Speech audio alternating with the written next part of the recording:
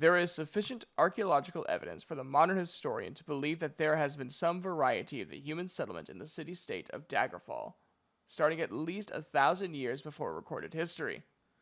The first use of the name Daggerfall to refer to the area around the current capital was most probably in the 246th year of the First Era. The north half of the Iliac Bay, in fact all of the current province of High Rock, was conquered by invading Nords who brought a rough sort of civilization with them.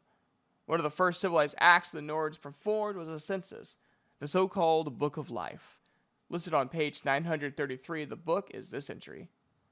North of the highest bluffs, south of the moors, west of the hills, and east of the sea is called Daggerfall. 110 men, 93 women, 13 children under 8 years of age, 58 cows, 7 bulls, 63 chickens, 11 cocks, 38 hogs live here. Nearly 4,000 years after the census was taken, we can see that these 216 people have multiplied heartily. The last census in the year 3E 401 lists the population at over 110,000. It is always difficult to find an exact number, but the capital city of Daggerfall certainly outnumbers her rivals, Sentinel and Wayrest. It has been a consistent, if not actually helpful, amusement to historians to find the origin of place names. Daggerfall, by tradition, is to refer to the knife the first chieftain threw to form the borders of his lands. But there are other legends that may have equal validity.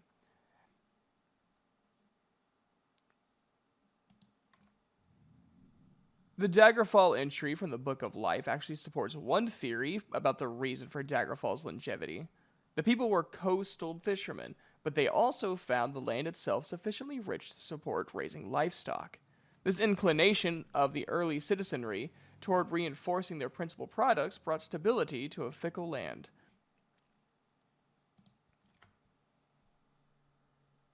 Daggerfall thrived during the years of the Skyrim occupancy. When the Wild Hunt killed King Borgus of Winterhold in First Area 369, the Northlands engaged in the War of Succession, and Skyrim, greatly weakened, lost her holdings in High Rock and Morrowind. The Iliac Bay had become important strategically, and Daggerfall began to expand her military. There were multiple opportunities for her to exercise this army and navy during the Durinni conflicts with the force of the Elasian Order. The Durinnis were native Bretons, and Bretons are hardly ever given to excessive religion. Daggerfall became a minor base of operations for the Durinnis and their allies, Raven Durinni, the enchantress whose magic helped secure the final victory over the Elasians.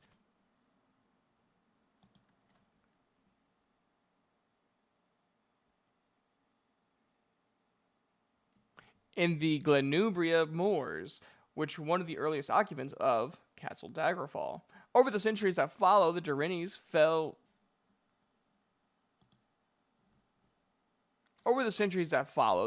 felt into obscurity, but Daggerfall continued her growth. In First Area 609, King Thagore of Daggerfall defeated the army of Glen Point and became the preeminent economical, cultural, and military force in southern High Rock, a position the kingdom had precariously kept ever since. Ironically, it was another successful military exercise 370 years later that ended Daggerfall's monopoly of bay trade. The annihilation of the Orcish capital Orsinium by a joint effort of Daggerfall, the new kingdom of Sentinel, and the now extinct Order of Diagna, the scattering of the orcs from southeastern High Rock made the river route to the bay much more accessible. The tiny village of Wayrest grew like a flower that no longer feared the mow. In 20 years, Wayrest's trade profits equaled Daggerfall's. In 40 years, Wayrest was the acknowledged master of the Iliac Bay trade. In 120 years, Wayrest became the kingdom of Wayrest. The kingdom of Sentinel did not exhibit Wayrest's aggrandizement during the First Era.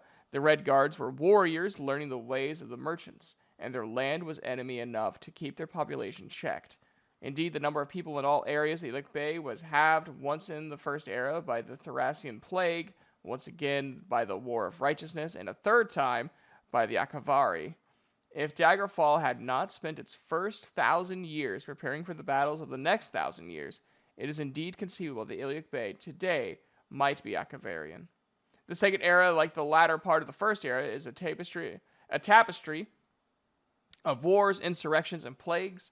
Daggerfall, Sentinel, and Wayrest continue to expand and improve their military and economic positions in the Bay. Daggerfall and Wayrest would transpose positions as major trading centers of the Bay.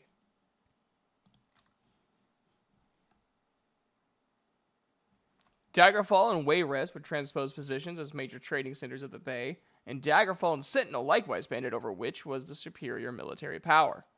The Iliac Bay has continued to hold an important position in the imperial government of the Third Era. Rarely allies, though the combined armies in the opposition to the Camorian usurper in the 3rd century of the Third Era is a notable exception.